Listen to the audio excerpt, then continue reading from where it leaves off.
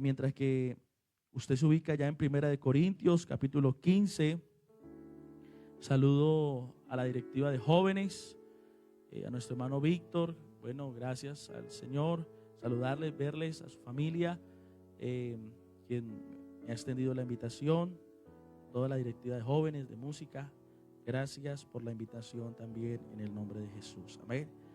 Y a esta hermosa iglesia, verles, distinguirles, hermano, es una gran bendición saber que donde uno va hay un pueblo que glorifica y exalta un nombre que es sobre todo nombre. Amén. Primera de Corintios, capítulo 15, el verso 8 al verso 10, vamos a leer en esta noche. Amén. Dice la palabra del Señor, aquí está. Y al último de todos, como a un abortivo, se me pareció a mí, porque yo soy el más pequeño de los apóstoles, que no soy digno de ser llamado apóstol, porque perseguía la iglesia de Dios. Pero por la gracia de Dios, ¿soy qué? Soy lo que soy. Y su gracia no ha sido en vano para conmigo. Antes he trabajado más que todos ellos, pero no yo, sino la gracia de Dios conmigo. Amén. ¿Puede sentarse dando un gloria a Dios? Bueno, la gracia de Dios conmigo. Amén. Dígale al que está a su lado, la gracia de Dios conmigo. Aleluya. Mire, hermano, que si preguntáramos en esta noche, ¿cuántos de los que estamos aquí realmente queríamos ser cristianos? ¿Cierto? Queríamos ser evangélicos. Realmente, hermano, si somos muy francos, la realidad de muchos de los que estábamos aquí, no nos gustaba el evangelio. No simpatizábamos con el cristianismo. Algunos, hermanos, realmente odiábamos la palabra al creyente, que nos hablaran de Jesús. Y aún cuando uno crece en la iglesia, porque este es un programa juvenil, aún cuando uno crece en la iglesia, uno tiene que tener un encuentro personal con Dios y entender quién es Él para poder servir a Dios con libertad. Y muchas veces, hermano, aún cuando uno crece en la iglesia, le hablan de Jesús, se le habla, hermano, la enseñanza, la escuela dominical. Aún cuando uno comienza a crecer, muchas veces las amistades, el pensamiento, y muchas veces uno no aspira ni a ser cristiano, muchas veces incluso uno no aspira ni a ser pastor, ¿cierto? Eso nunca está en los planes de uno. Sin embargo, a medida que Dios le permite entender el propósito de Dios, entonces es ahí cuando uno se da cuenta de la maravilla, de la grandeza que Dios tiene para cada uno de nosotros. Cuando uno tiene un encuentro personal con Dios, no solamente cambia la condición espiritual, porque entender que el propósito de Dios es limpiar nuestra vida de pecado, de los errores, de la condición que tenemos, de darnos salvación y vida eterna, pero también nos permite entender que en Él hay propósitos. Él nos permite entender que en Él se puede ir más allá de nuestras fuerzas. Por eso el salmista dijo, Jehová cumplirá su propósito en mí. Y aún, hermano, uno encuentra, y créame que yo me he puesto a analizar, hoy se habla mucho en las iglesias a los jóvenes, se les habla de proyecto de vida. ¿Qué estás anhelando? ¿Qué estás meditando? ¿Qué anhelas? Y entonces uno encuentra muchos jóvenes que le hablan, yo quiero estudiar, yo quiero hacer mi carrera, yo quiero hacer entonces mi doctorado, el posgrado, yo anhelo irme a otro país, yo anhelo ir a otro lugar. Pero entonces cuando yo miro la Biblia, me doy cuenta que muchas veces, hermano, el Dios a quien servimos en esta noche llamó a hombres con proyectos de vida muy distintos, con proyectos de vida tal vez realizados, pero que Dios cambió su proyecto de vida. Dios cambió sus propósitos, Dios cambió sus intenciones. Entonces la realidad, hermano, es que cuando uno se encuentra con Dios, Dios les cambia hasta su proyecto de vida. ¿Cuántos dicen amén? La Biblia me dice, por allá el proverbista dice, hay caminos que al hombre les parecen derechos. ¿Cierto? Pareciera que tenemos otras intenciones, pareciera que tuviéramos otros anhelos, otro deseo en nuestra vida. Pero sin embargo, la Biblia también me habla de un hombre llamado Abraham. Ese hombre, Abraham, hermano, entonces, cuando tú miras la historia, te encuentras que Dios llama a Abraham de un lugar llamado Ur de los Caldeos. Y cuando me puse a analizar esta ciudad, entonces se encuentra que Ur de los Caldeos está situada en Sumer, que más adelante sería Babilonia, y que estaba dominada por los caldeos, pero que era una ciudad próspera, una ciudad grande, un centro comercial, un puerto marítimo del Golfo Pérsico. Entonces eso denota que lo que Abraham tenía ahí era que él tenía una estabilidad, que él podría tener un desarrollo, que él de pronto nada le faltaría, que todo lo pudiera suplir en el lugar donde está. Sin embargo, usted encuentra que hay un llamado de parte de Dios que le dice a Abraham: sal de tu tierra y de tu parentela a donde yo te diga que vayas, y si tú lo haces, entonces serán en ti benditas todas las familias de la tierra. Yo seré tu Dios, tu descendencia será numerosa como las estrellas del cielo y como la arena del mar. Entonces Dios como que le cambió el plan a Abraham. Él tal vez podría haber pensado: yo aquí estoy bien, aquí voy a lograr todo lo que necesito. Pero entonces Abraham salió creyéndole a Dios y llegó a la tierra de Canaán, aleluya, y fue bendito, y Dios lo prosperó en gran manera. Aunque tal vez donde estaba no le hubiera faltado nada humanamente. Entonces Dios lo saca de un lugar religioso, moralmente depravado, pero que Dios comienza a cumplir un propósito en él, aleluya. Alabado sea el Señor. Entonces, hermano, cuando tú miras por allá en 2 de Samuel capítulo 7, esa historia sí que me gusta, porque encuentras que el Señor, David, un día se levanta. Dice la Biblia que se levanta y entonces está mirando el templo de Dios entre cortinas y en tiendas, y siente un anhelo, un deseo por hacerle la casa al Señor. Y entonces llama al profeta, al hombre de Dios, y le dice: he sentido en mi corazón hacerle casa al Señor. Y entonces el profeta le dice: haz conforme al deseo de tu corazón. David comienza a organizar todo lo que necesita, comienza a organizar todo para hacerle la casa al Señor. Sin embargo, Dios le habla al profeta y le dice: ve y dile a David algo importante. Y entonces tal vez el deseo de David era hacer casa a Dios, hacerle algo al Señor. Sin embargo, cuando el Señor le habla a David por medio del profeta, entonces el Señor le recuerda algo. Cuando él era el rey de Israel, y entonces el Señor le dice: comunícale, dile a él que no me construya nada, que no me haga nada. Yo no le he pedido que haga casa, no le he pedido que haga templo. Desde que saqué al pueblo de Israel, he morado en tiendas. Cuando usted ha entendido quién es Dios, cuando usted ha experimentado la presencia de Dios, el anhelo más grande es hacer algo en la obra de Dios. Es poder estar dispuesto para hacer la voluntad de Dios. Y entonces David se entristece porque sus planes son cambiados. Sin embargo, entonces, aún en medio de esa tristeza que pueda sentir, el Señor le dice: tú no me vas a hacer casa a mí, yo te voy a hacer la casa a ti. Quiere decir, hermano, que los planes de Dios son mucho más grandes, son mucho más especiales para ti, para tu casa, para tu familia, aleluya. Entonces la Biblia le recuerda a David que le dice: yo te saqué del redil y te quité de detrás del rebaño.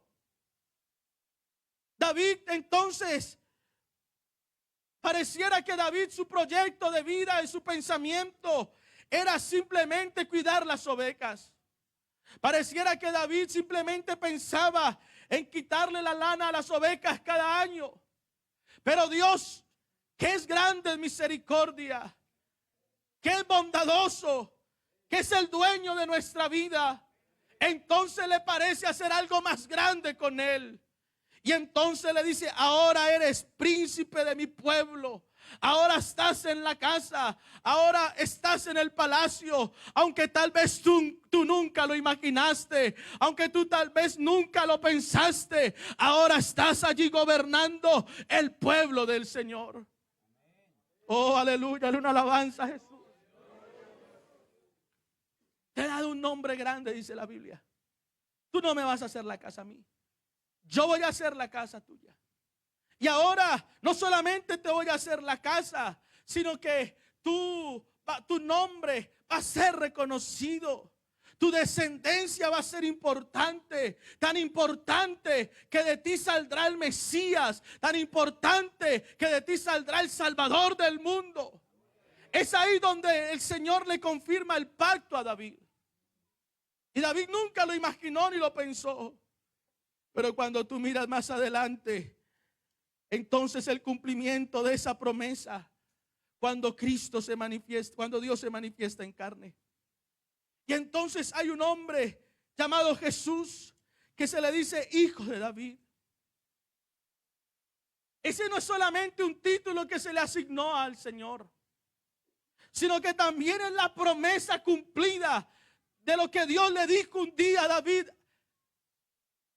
Y entonces aparece el Señor diciendo: alabado sea el Señor, que hay un camino, que hay una salvación, que todo aquel que le busca, Él no le echa fuera. No solamente lo dijo, sino que también lo demostró, aleluya. Y entonces, hermano, por allá en Romanos capítulo 1, el verso 3 nos dice que era del linaje de David según la carne. No solamente es un, hermano, no es solamente un título, hijo de David. Es el cumplimiento de la promesa y es de la descendencia del Señor. Tiene la autoridad como Rey de Reyes. Tiene toda potestad. Alabanzas a Jesús. Oh, bendito sea el nombre de Jesús. Por eso entonces, hermano, aunque David no entendía el propósito de Dios, y el Señor le dice: yo te voy a hacer la casa a ti. David entonces se encierra otra vez en su habitación y dice: ¿quién soy yo y qué es mi casa para que tú tengas tanta misericordia? Si hoy pudiéramos reflexionar un momento, ¿qué era de nuestra vida? ¿Cuál era nuestra condición? Tal vez nunca imaginamos ser evangélico, estar aplaudiendo, estar cantando. Nunca nos imaginamos de pronto estar encorbatados en un culto. Pero tal vez tus planes no era este. Pero en los planes de Dios estaba salvarte. Estaba que conocieras la verdad. Estaba, hermano, que tu casa sirviera al Dios vivo. Dele ese aplauso al Señor con libertad.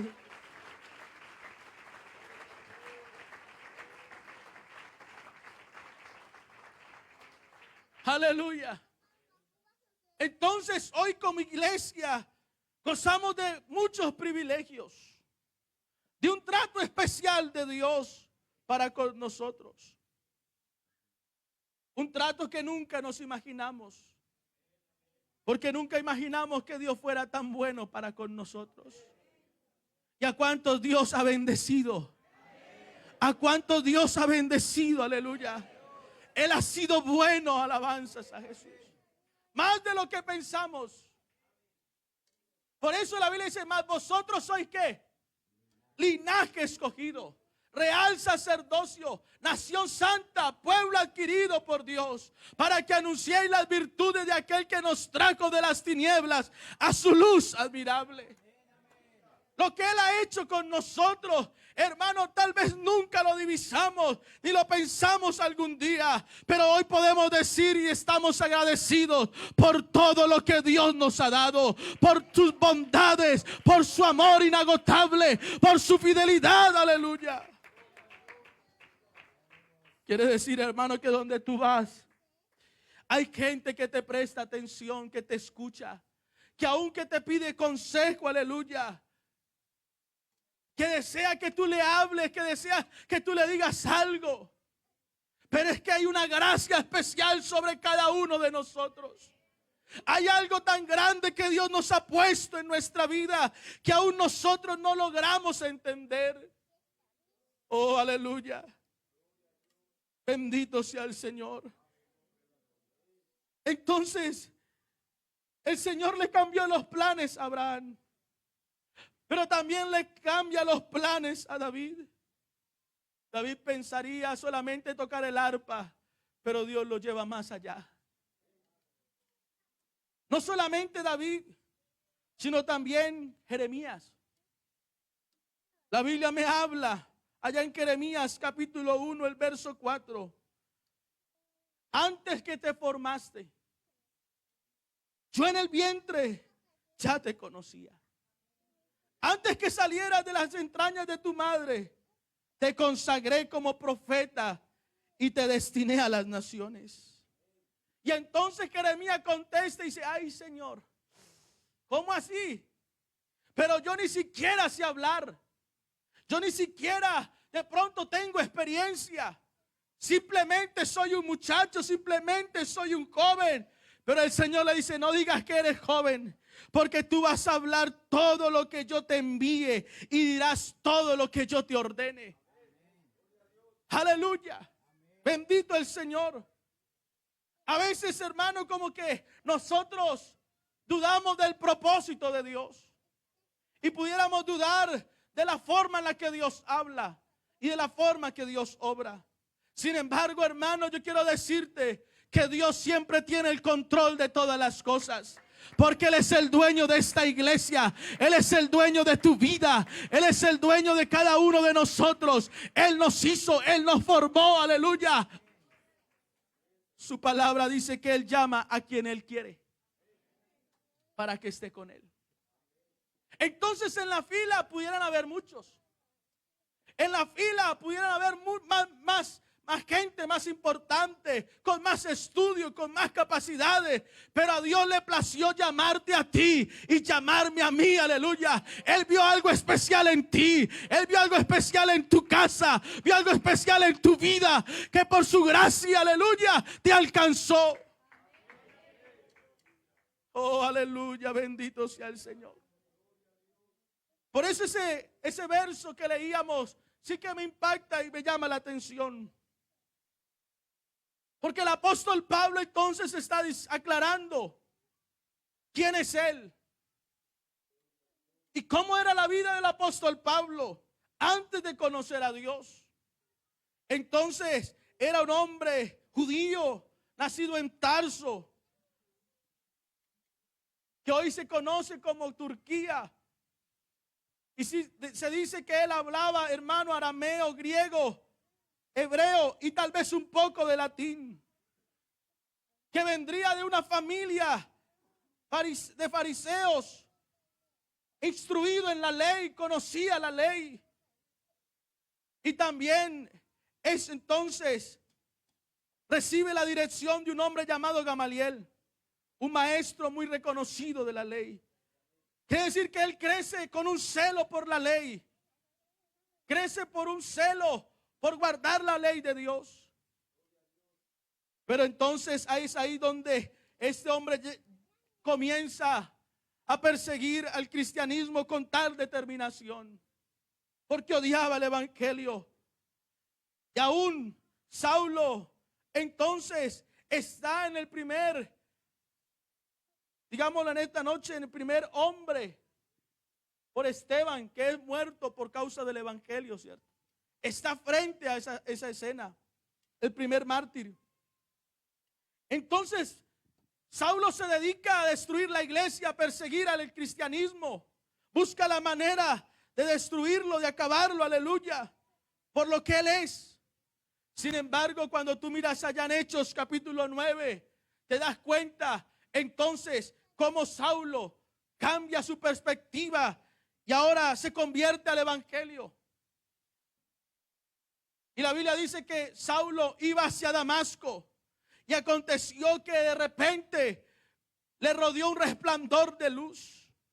Y ese hombre que era fuerte en conocimiento, que era grande y de pronto en sabiduría humana, que tal vez tenía muchas capacidades, entonces se encuentra con Dios, aleluya, y tiene que caer en tierra y escucha una voz que le dice: Saulo, Saulo, ¿por qué me persigues?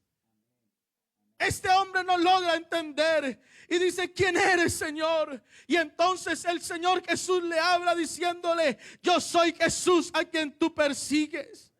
Ese hombre tan fuerte, tan grande, tan valiente, ahora está en suelo. Ahora tiene que doblegarse y postrarse ante un Dios que todo lo puede, que domina sobre todo. Y tiene que echar a un lado todo su conocimiento, todas sus instrucciones. Y la Biblia me dice que ese hombre estaba temblando y temeroso. Y duró tan temeroso y temblando 3 días que no comía ni bebía, esperando que alguien le explicara, esperando que alguien le dijera qué tenía que hacer. Y entonces el Señor le dice: entra a la ciudad, que se te dirá qué debes hacer. Llega Ananías, comienza a hablarle de Jesús, comienza a explicarle quién es el Señor.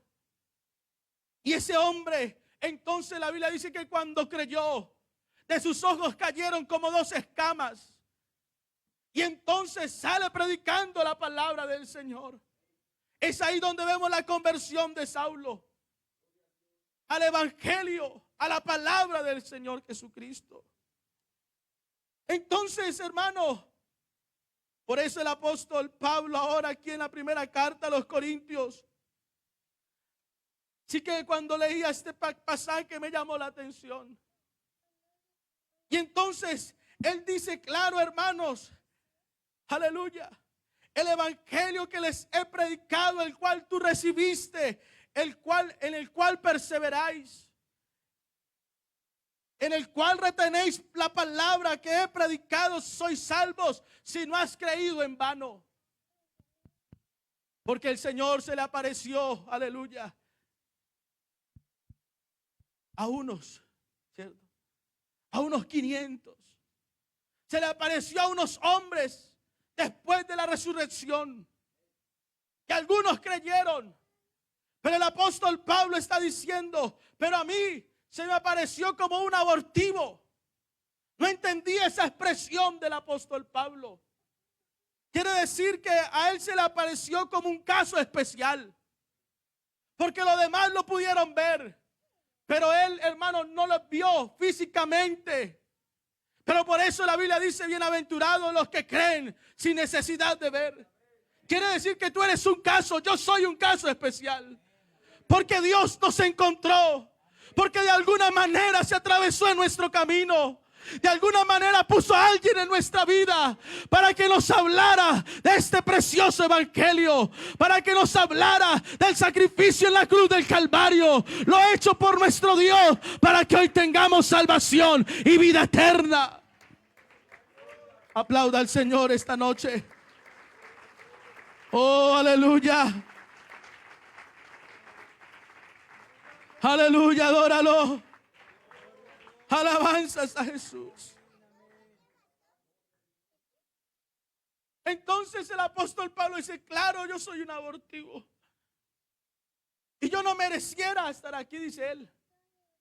¿Por qué? Porque perseguía a la iglesia, odiaba el cristianismo, odiaba el evangelio, pero él tuvo misericordia. Pero no yo, sino que la gracia de Dios conmigo.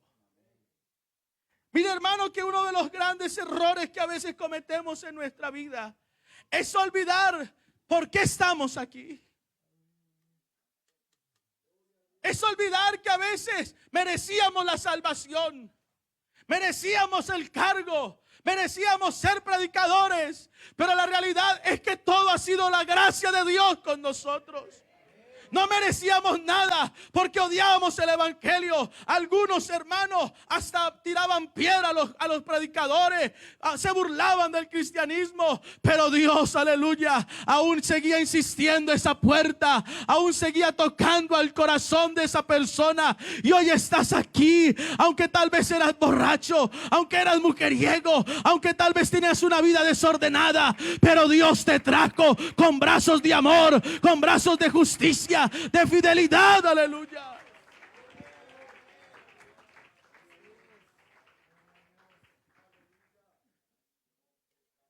¿Y cómo llegamos, hermano, a esta iglesia? Sin nada. Llegamos sin nada. Hoy tú entras a la iglesia y tienes un traje muy bonito, un hogar, tienes una esposa que la llevas de la mano, pero ¿cómo llegaste?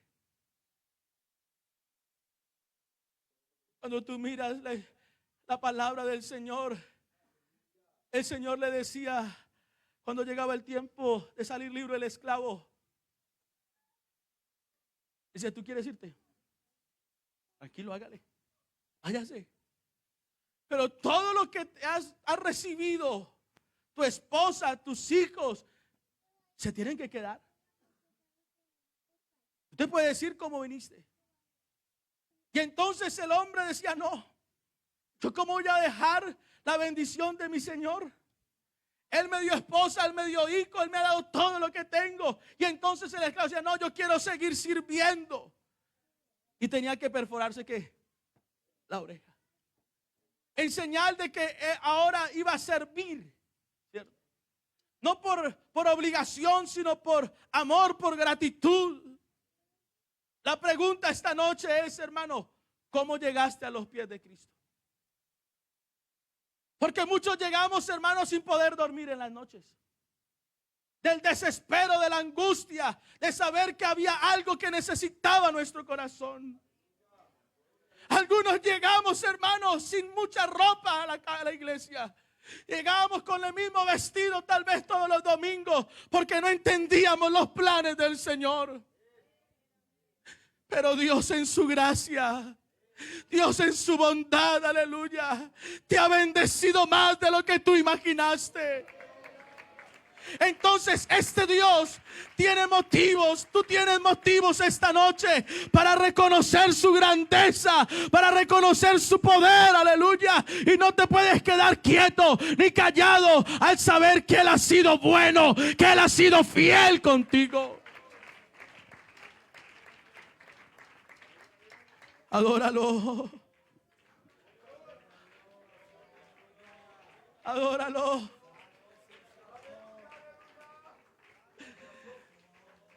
Tal vez tú pensaste irte muy lejos del Señor.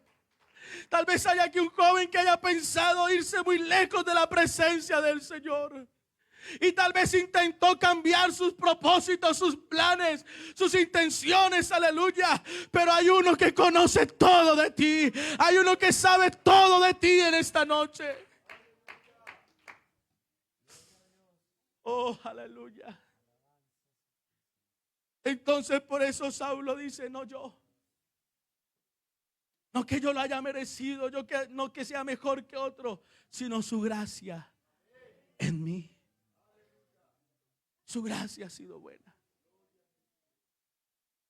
Mire, hermano, yo crecí en esta iglesia, mis padres me llevaron desde niño, pero yo no aspiraba a ser pastor, ni quisiera, ni tampoco a ser cristiano. Iba a la escuela dominical como por tener contenta a mi mamá, para que cuando yo le dijera: madre, voy al parque, ella decía: listo, vaya. Pero me decía, hermano, las profesoras: Michael, usted no deja dictar clase. Y en alguna vez le dijeron a mi madre: hermana Rosa, no lo traiga, ese muchacho es terrible. Ese muchacho, solo Dios puede hacer algo con él. Oh, aleluya. Pero recuerdo que había una madre que todas las noches se levantaba y estaba a los pies de mi cama diciendo: Señor, trata con él. Haz algo en su vida. Señor, por favor, que Él tenga un encuentro personal contigo. Muchas veces le hablan a uno: Dios es grande, Dios es bueno, Dios es real. Pero ¿sabes cuándo tú entiendes eso? Cuando experimentas su presencia, cuando lo sientes en la vida, en el corazón, aleluya. Cuando te dispones realmente, ahí es cuando tú dices: no, esto no es solamente un cuento, una enseñanza de un pastor. Esto es real, esto es maravilloso, esto es grande. Oh, aleluya. Entonces el apóstol Pablo dice: no yo, sino la gracia de Dios conmigo. ¿Qué es lo que inspira, hermano, tu vida como cristiano? ¿Qué es lo que te inspira para servir a Dios? Algunos necesitan la motivación en el trabajo. Otros necesitan motivación en su hogar, aleluya. Algo que les inspire para poder lograr su trabajo, lograr hacer sus actividades. Pastor, ¿qué inspira tu ministerio? Pero la palabra de Dios me dice en Hechos: por tanto, mirad por vosotros y por todo el rebaño en el que el Espíritu Santo os ha puesto como obispos, para apacentar la iglesia del Señor, la cual Él ganó por su propia sangre.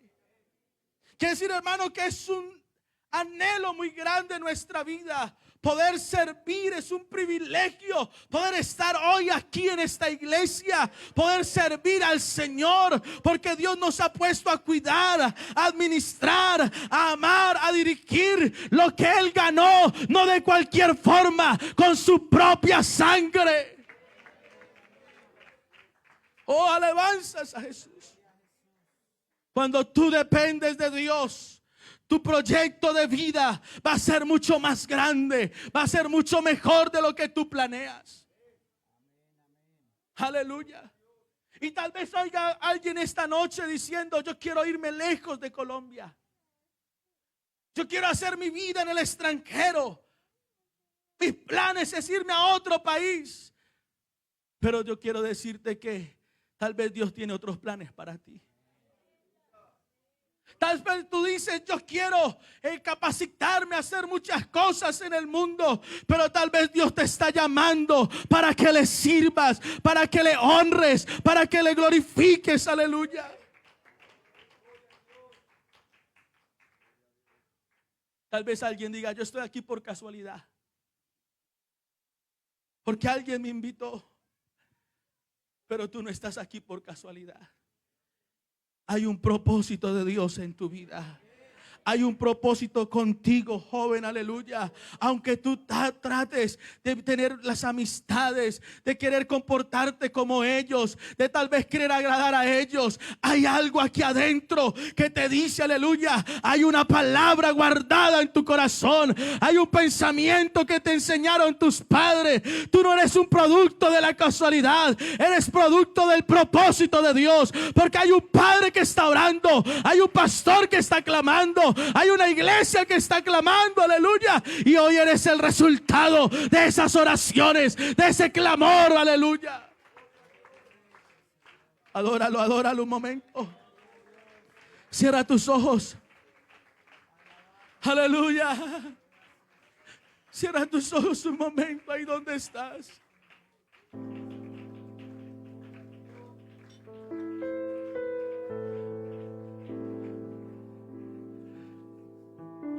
Uno de los errores muchas veces, hermano, es olvidar lo que Dios ha hecho. De cómo Dios ha sido fiel. Que cuando has estado angustiado y has estado desesperado, Él siempre ha estado ahí. Aun cuando el sueño se iba, Él estaba presente. Cuando tal vez quitaste o intentaste quitarte la vida, el Señor te guardó. El Señor te trajo a su palabra y puso a alguien en el camino. Puso a alguien en el camino para que te hablara. un abuelo, un padre, un pastor, un amigo, un anciano. Por eso hoy podemos decir con toda franqueza y con toda libertad, no que sea de nosotros el estar aquí, ha sido la gracia de Dios. Ha sido su gracia la que nos ha mantenido en pie. Ha sido su gracia la que nos ha sostenido. Han venido pruebas, han venido dificultades, hemos tenido obstáculos en el camino, pero su gracia no ha faltado. Yo quiero invitar a algún joven en esta noche que quiera venir a este altar. Decirle: Señor, aquí está mi vida. Te necesito más y más. Póngase en pie, hermano, un momento.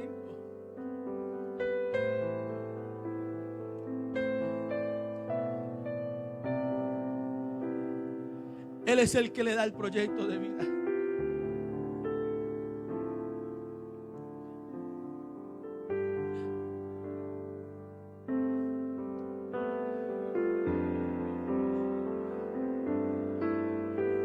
¿Qué planes tienes? ¿Cuáles son tus intenciones? Oh, aleluya. Tal vez no te lo han dicho ni siquiera tus padres. Tal vez tu familia no conoce tus planes, pero Dios sí. Yo quiero invitar a un hermano que quiera venir a este altar y decir: Señor, gracias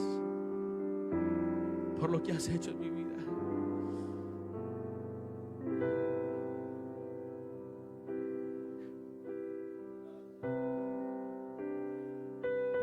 Ha sido su gracia. Ha sido su gracia.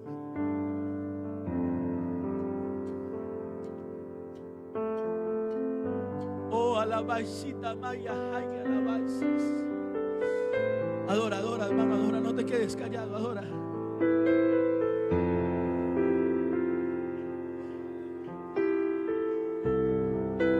Tal vez tú digas que yo no merezco, es que yo no sirvo, yo no soy el indicado, yo no soy el que mi vida tal vez no tiene, tal vez intenciones. Tal vez tú piensas de otra manera.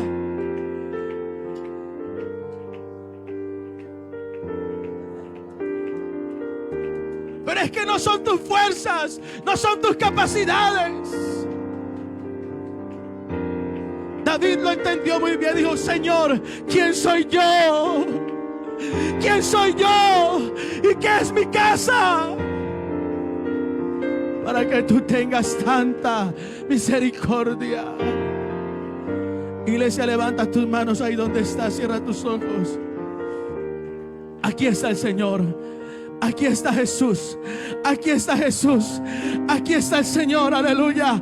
Aquí está el que cambia todo plan, todo proyecto, todo propósito, según a Él le parece mejor.